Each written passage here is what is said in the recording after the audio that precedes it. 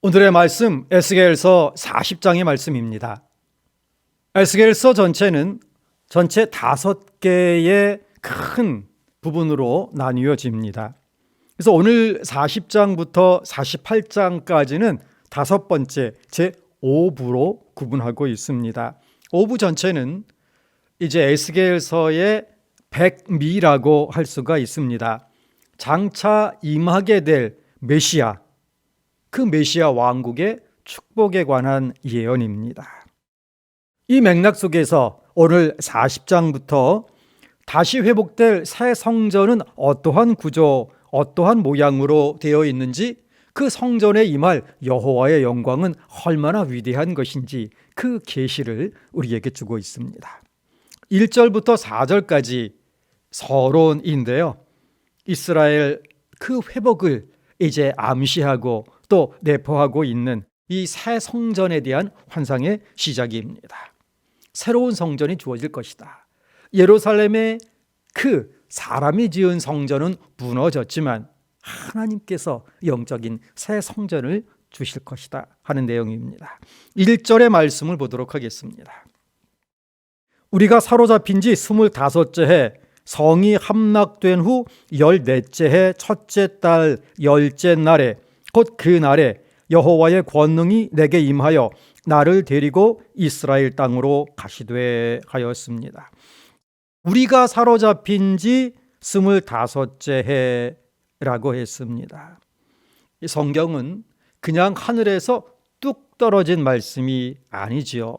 이 땅에 우리가 발딛고 살아가는 이 삶의 역사의 도도한 흐름 속에서 어떤 한 특정한 그런 시점, 특정한 장소에서 하나님의 위대한 구속사, 전 우주의 진행의 비밀들을 보여주시는 것입니다.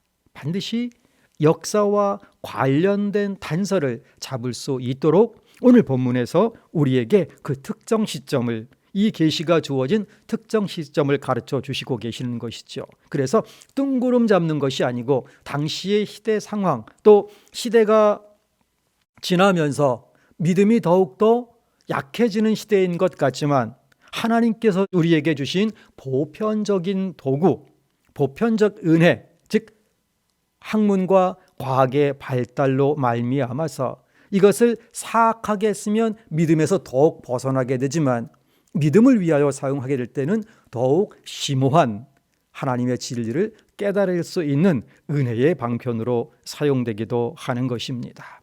고고하게 발달로 말미암아서 또 연대를 측정하는 여러 가지 과학적인 수단들의 그런 발견으로 말미암아서 구약의 특정 시점들이 그저 내려오는 전설이 아니고 실제 역사 속에서 존재했다는 것을 더욱 실증적으로 밝혀주며 성경을 더욱 구체적으로 이해할 수 있게 큰 도움을 주기도 합니다. 우리가 사로잡힌 지 25째 해, 사로잡힌 지, 즉 포로로 잡혀간 지 25년째 해라는 거죠. 남유다는 마지막 멸망할 때에 한 번 포로로 잡혀간 것이 아니고 3차례에 걸쳐서 포로로 잡혀갔다 하는 것입니다. 주전 605년에 1차로 여호야김 왕 때에 잡혀가게 됩니다. 마지막 왕은 여호야김, 여호야긴 시드기야에서 김긴 시드기야, 김긴 시드기야, 이것은 그냥 외울 필요가 있습니다. 3차례에 걸쳐서 포로로 잡혀갔다. 연도는 잘 기억 못해도 주전 605년에 여호야김 시대에 한 번 잡혀갔고 그 다음에 마지막에서 2번째 여호야긴 시대에 2번째로 잡혀갔고 그리고 주전 586년에 시드기야 때에 멸망하여서 마지막으로 잡혀갔다 하는 것이죠. 나중에 보게 되면 하나님께서 이스라엘을 포로에서 회복시켜 주시는데 1차 포로 귀환이 있고 2차 포로 귀환이 있고 3차 포로 귀환이 있습니다. 잡혀가는 것도 1차, 2차, 3차. 오늘 이 본문은 2번째 포로로 잡혀간 그때로부터, 즉 여호야긴 왕이 잡혀간 그때로부터 25년 후인 겁니다. 잡혀간 지 5년, 그러니까 제1차 포로 잡혀간 것이 주전 605년이고 2차 포로로 잡혀간 것이 주전 597년인데 그로부터 25년, 그래서 주전 573년째인데 구체적인 연도까지 그렇게 스트레스 받으면서 암기하실 필요는 없겠습니다. 2차 포로로 잡혀간 후 25년 후에 이 계시가 주어진 겁니다. 어떻습니까? 25년이 되었습니다. 이미 성인이어서 꽤 연로해서 포로로 잡혀간 분들은 세상을 떠나게 된 것이고 벌써 포로로 잡혀와서 태어난 아이들이 벌써 20살이 넘은 그러한 때입니다. 고국을 본 적도 없죠. 사실은 그곳에 정착해 살아가기 시작한 그러한 세대들이 등장하는 그러한 때입니다. 하나님께서 이 때에 회복을 말씀해 주시는 겁니다. 에스겔에게 보여주신 이 성전은 역사 속에서 실제로 있었던 그 성전의 모습은 아니죠. 역사 속에는 역시 3번의 성전이 있었습니다. 솔로몬 성전이 있고 나중에 포로 귀환하여서 지어진 성전, 그 지도자가 스룹바벨이라 하여서 스룹바벨 성전이죠. 예수님 당시에 있었던 헤롯 성전, 이스라엘 역사 속에 3번의 성전이 있었습니다. 그러나 환상으로 보여주신 성전은 이러한 지상의 성전이 아니지요. 그 진정한 영적 의미는 신약 시대의 교회를 상징하고 있습니다. 그리고 새하늘 새 땅이 이루어질 때의 완전한 그 성전을 또 상징적으로 의미하기도 합니다. 2절의 말씀을 보겠습니다. 하나님의 이상 중에 나를 데리고 이스라엘 땅에 이르러 나를 매우 높은 산 위에 내려놓으시는데 거기에서 나무로 향하여 성읍 형상 같은 것이 있더라 했습니다. 성령께서 환상 중에 에스겔을 매우 높은 산으로 데려다가 거기에 놓으셨습니다. 구약으로 가게 되면 신명기에서 모압 평지에 비스가 산에 올라가서 요단강을 넘어서 젖과 꿀이 흐르는 가나안 땅을 바라보는 모세, 바로 이 모습과 교차하고 있습니다. 첫 번째 모세에게 약속의 땅을 보여주셨다면 이제 에스겔에게는 두 번째 그 약속의 땅 보여주시는 겁니다. 이 에스겔을 통하여서 오고 오는 세대에 하나님께서 주실 두 번째 약속의 땅을 마음속에 그리며 바라보며 현실을 이겨낼 소망을 갖게 하시는 것이 에스겔서의 중요한 주제이기도 합니다. 성읍 형상 같은 것이라고 본문에 있습니다. 이 성읍은 사람들이 거주하기 위한 성읍이면서 동시에 하나님께서 함께 거하시기 위한 성전인 겁니다. 땅 위의 교회에서는 하나님께서 사람들과 택하신 백성들과 함께 거하시는 것이고요. 천상의 교회에서는 우리 택함 받은 백성이 하나님과 함께 거하게 되는 것이지요. 5절부터 49절까지 성전 안뜰 바깥들에 대한 환상을 보여주십니다. 이렇게 하나님께서 새 성전의 환상을 세밀하게 보여주시는 이유가 있습니다. 첫 번째, 포로로 잡혀왔다고 다 끝난 게 아니라는 겁니다.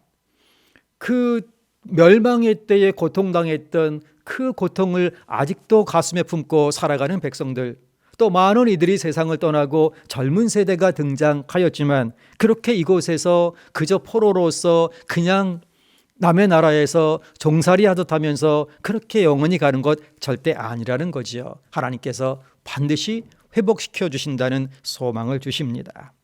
두 번째, 이제 세상 끝날 이루어질 하나님께서 통치하시는 완전한 이 세상의 성전은 무너지기도 하지만 그러나 결코 무너지지 않는 영원한 천국 도성, 바로 이것을 보여주시는 겁니다. 눈물도 없고 통곡소리도 없는 새하늘 새 땅, 죽음이 없는 새 예루살렘 도성을 보여주시는 겁니다. 40장 5절에 보게 되면 내가 본즉 집 바깥 사방으로 담이 있더라 했습니다. 이 담은 거룩한 성전과 이 세상을 분리 구분해주고 있는 것입니다. 거룩한 성전에 들어와서는 세상에 대한 모든 염려는 그곳에 내려두고 세상을 위하여 하나님께 기도하되 우리의 모든 관심은 오직 하나님께로만, 하나님의 은혜로만, 하나님께서 회복하실 또 새하늘 새 땅만을 바라보면서 예배하고 감사하고 구원의 기쁨 가운데에 그렇게 사의 힘을 얻고 세상의 구원을 위하여 기도해야 하는 것이지요. 세상의 오물들, 쓰레기들, 잡다한 것들 가지고 들어와서 그것을 더럽혀서는 안 되는 것이고 강단도 세속화시켜서 오염시켜서는 안 되는 것입니다. 세상 속에 살아가되 세상과는 구별된 하나님만을 바라보며 십자가의 은혜만을 찬양하며 그 힘으로 세상에 하나님의 뜻을 이루어갈 하늘 백성으로 다시금 빚어지는 것이 교회의 생활인 것이고 예배의 생활인 것입니다. 16절 각 문벽 위에는 종려나무를 새겼더라 했습니다. 하나님의 전뜰에서 의인이 하나님의 백성이 종려나무같이 그렇게 번성하게 될 것을 상징하고 있습니다. 오늘 말씀이 우리에게 주는 교훈이 있습니다. 첫 번째, 하나님께서는 택하신 백성들과 교제하기를 원하십니다. 그러나 거룩하신 하나님이시기에 하나님의 백성이 거룩함을 가지고 하나님께 나오기를 원하시는 겁니다. 두 번째, 하나님께서 택하신 백성이라 할지라도 자신의 노력으로 하나님께 나갈 수 없는 것이지요. 오늘 이 성전에서는 짐승을 잡아서 피를 흘리고 그 죄를 전가하고 하나님께 경건함을 얻게, 거룩함을 얻게 되는 그 제사의 과정 절차가 다 진행되는 그 성전인 겁니다. 무엇입니까? 예수 그리스도 십자가, 그 대속의 은혜 없이는 결코 하나님께 나올 수 없음을 다시금 확인해 주시는 것입니다. 구약시대에 짐승의 피 흘리는 제사가 없이는 하나님께 나갈 수 없었던 것처럼 오늘 우리 예수 그리스도의 그 흘리신 십자가 보혈을 의지하여 주님께 나아갈 수 있는 것이지요.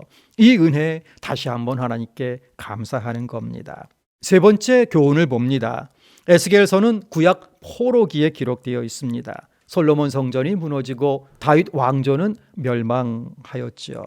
그러나 하나님께서 마른 뼈를 다시 살아나게 하시는 것처럼 민족을 회복시키실 것이고 성전도 재건하여 주실 것이다.